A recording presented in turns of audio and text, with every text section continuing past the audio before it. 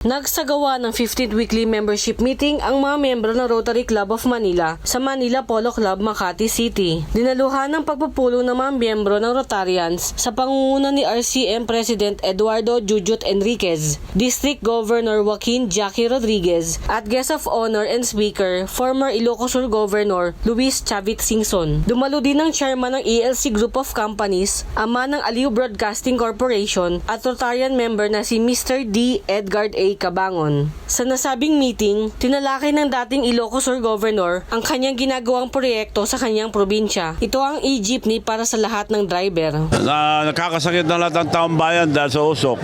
So taong bayan makikinabang yan. Not only taong bayan, pati drivers, malaking tulong sa drivers, transport group, especially sa mga ordinary people. They get sick of pollution already. They're getting sick of pollution. Ayon kay Singson, napakaganda ng kanyang offer. No down payment, zero interest. So all they have to do is to apply to me. We will sign with to any entity, either transport group, local government, or cooperative.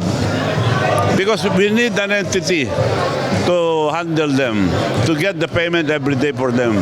Kasabay nito, sinabi rin ni Singson na nasa plano niya ang pagpapatayo ng isang digital bank. Lahat ng bangko, because it's BancNet.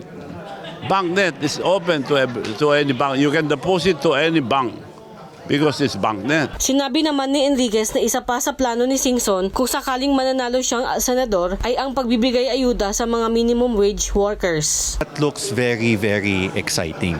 And then meron siyang mga nasabi kanina na about yung kanyang Chavit 500, which is also giving 500 to all below minimum wage earners. That's 500 every month. Very interesting kung makita natin nun. Yeah. Samantala, ikinatutuwa ng husto ng Rotary Club of Manila ang pagkakaguest sa kanila ni Singson. Ako po si Shanine Yang, nagbabalita ng tama, naglilingkod ng tama.